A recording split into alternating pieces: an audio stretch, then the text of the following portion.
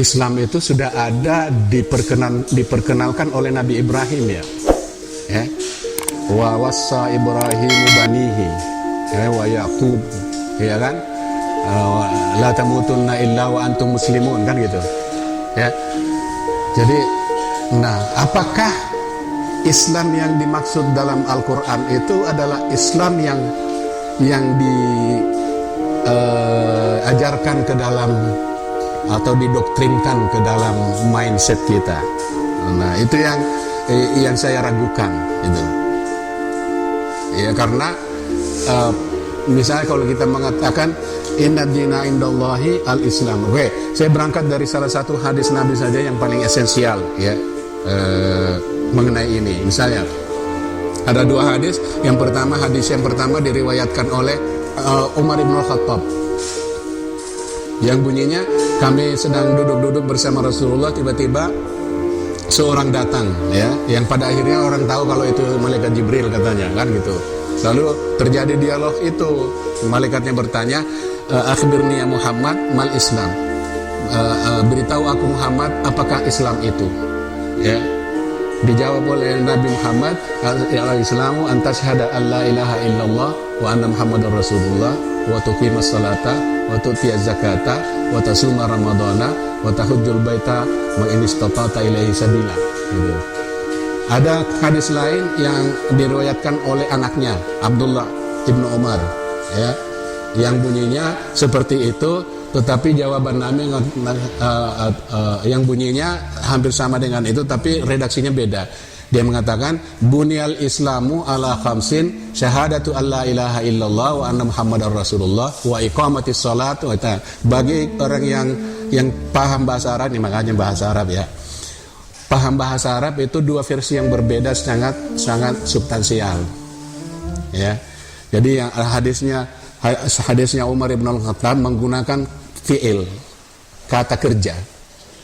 Jadi al-Islamu, Islam ialah bahwa kamu kata kerja, melakukan bla bla bla bla bla bla, ya kan? Kalau yang kedua dikatakan sebuah penegasan, bunyal Islamu ala khams, Islam itu dibangun di atas 5 hal. Pertama adalah syahadat, kedua penunaian salat, ya, pendirian salat itu, pengeluaran zakat karena itu menggunakan kata benda. Jadi kalau kata kerja itu orientasinya adalah bermakna sesuatu yang bersifat dinamis. Ya, jadi Islam itu adalah sesuatu yang dinamis. Ya. Kembali kepada, misalnya kalau kembali kepada makna asli daripada Islam itu adalah berserah diri secara total. Ya. Aslamtu amri lillah, ya. Menyerahkan diri secara total kepada Tuhan. Ya. Kata-kata bahasa Arab ini kemudian bisa menjadi istislam dalam setiap perang, itu menggunakan istislam, artinya mengislamkan, ya, mengislamkan diri itu menyerahkan diri secara total, jadi pasrah kepada lawan secara total. Nah, itu namanya Islam. Nah, dari hadis Umar bin Khattab itu dipahami bahwa penyerahan diri secara total itu bisa diukur dengan 5 indikator. Itu indikator ini bersifat dinamis karena dia menggunakan kata kerja. Kata kerja fi'il mudhari yang dipahami orang Arab adalah dia berlaku untuk masa sekarang dan masa yang akan datang, kan gitu. Fi'il mudhari itu antashhada alla ilaha illallah, bahwa engkau secara dinamis menyaksikan setiap saat bahwa sekarang kamu menyaksikan, nanti kamu menyaksikan, dan seterusnya kamu menyaksikan bahwa Allah hanya Allah yang Tuhan dan Muhammad itu adalah utusan Allah. Itu yang kita sebut syahadat sesungguhnya. Sedangkan yang makna yang kedua itu dibangun di atas persepsi bahwa Islam itu sebuah institusi, ya, dan karena itu institusi maka dia menjadi identitas. Islam itu kemudian menjadi identitas. Kalau menjadi identitas, cukup kamu menulis Islam di KTP menjadi identitas. Ya mau salat, ya mau menyaksikan Tuhan, itu bukan urusan. Oke, saya lanjutkan ya. Jadi ada Islam dinamis dan ada Islam yang institusional gitu. Islam yang dinamis itu ya itu yang belajar memperbaiki diri berdasarkan ajaran-ajaran yang ada itu. Ya, jadi tidak ada orang yang merasa harus puas, gue udah Islam nih, ya kan? Jadi gue dijamin nih di hari akhirat masuk surga. Itu saya khawatirkan, gitu.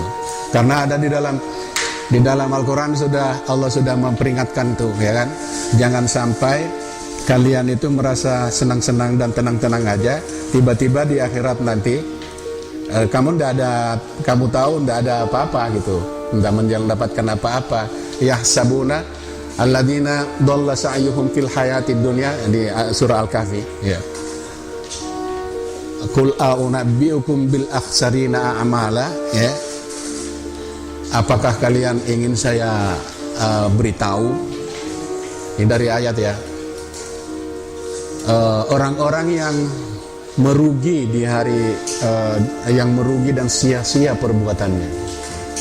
Alladzina dhalla sa'yuhum fil hayatid dunya, itu orang-orang yang tersesat di dunia sesungguhnya tersesat. Wa hum yahsabuna annahum yuhsinuna sunna, padahal mereka merasa yakin bahwa mereka itu baik-baik saja.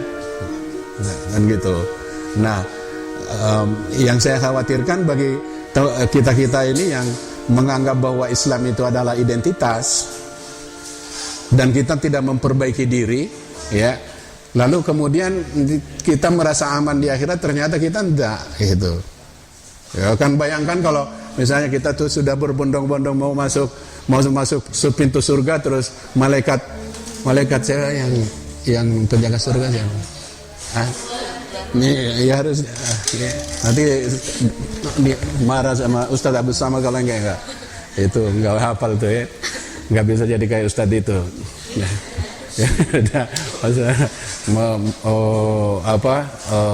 Berbondong-bondong mau masuk surga karena amal perbuatannya, karena ada KTP Islam gitu kan, terus mau kemana gitu, mau masuk surga kan, kita udah dijanji gitu, ya kan.